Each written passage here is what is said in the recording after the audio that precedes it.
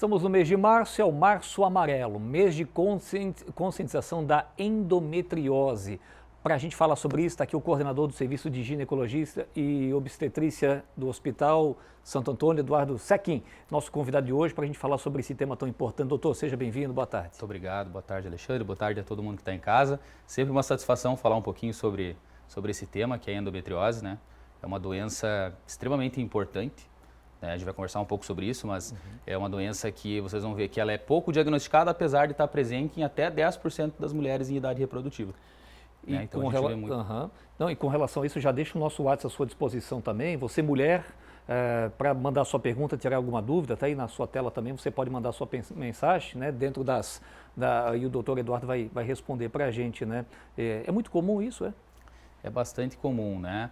A gente não tem, assim, uma estimativa exata de quantas mulheres têm endometriose, né? Mas se estima que até 10% das mulheres em idade reprodutiva. Então, isso é muita gente, né? Aqui no estúdio, se a gente pegar as mulheres aqui do estúdio... 10%. Alguém vai ter endometriose, né? Talvez não saiba, mas alguém vai ter endometriose.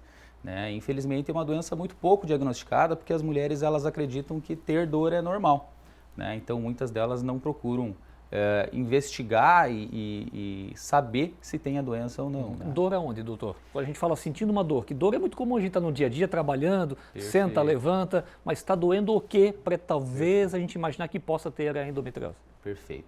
Então, assim, a gente tem aquelas cólicas da menstruação, né?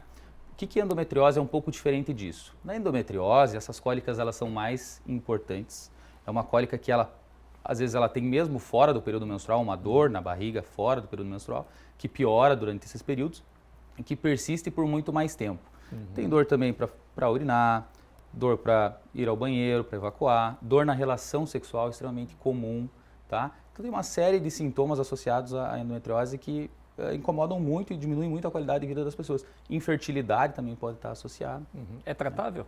É tratável, com certeza. A gente tem várias formas de tratar tanto a dor como a infertilidade nos casos que acometem as pacientes, né? Quando a gente fala de dor, o tratamento passa desde medicações que a gente pode usar, né? Medicações simples e acessíveis para todos, até mesmo casos mais sérios em que a gente tem que fazer cirurgia para tratar adequadamente os sintomas das pacientes.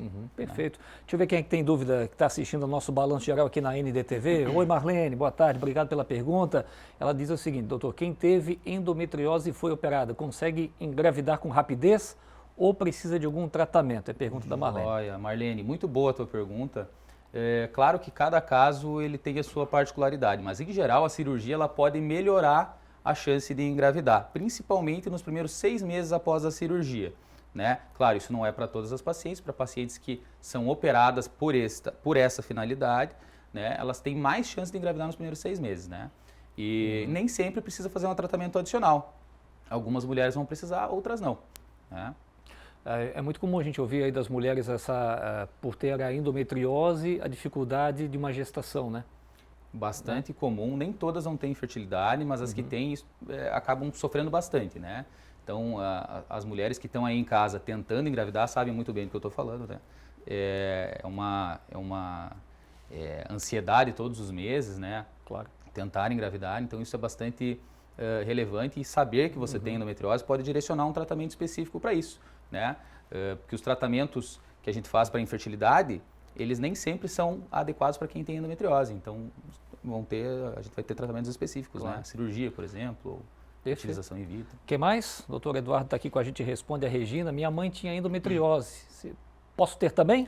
Algo muito hereditário? Boa pergunta também. Existe, tá? Existe um fator bem importante familiar. Então, filhas de mães que tiveram endometriose têm um risco bastante aumentado de ter também, tá?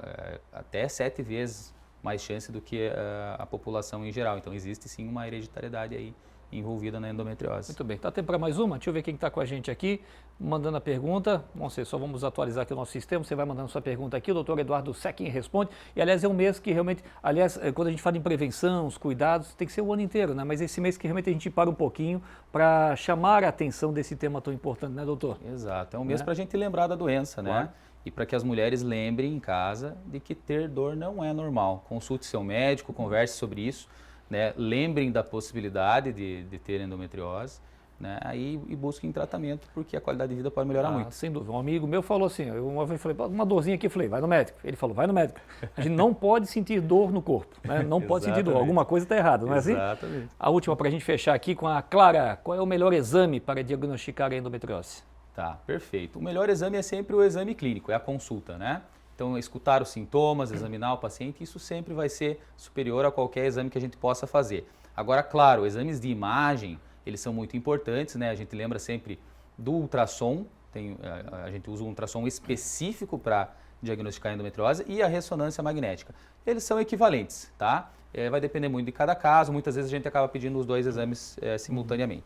Perfeito. Doutor Eduardo Sechin ao vivo com a gente aqui no nosso Balanço Geral. Hoje o nosso tema foi endometriose. Obrigado, todo mundo mandou mensagem que não consegue responder a todos, mas é importante, vamos se cuidar, procurar um médico aí de confiança também para se consultar, fazer um preventivo também que é importante, né, doutor? Sem dúvida, Obrigado, viu? Sem dúvida. Te agradeço. Obrigado.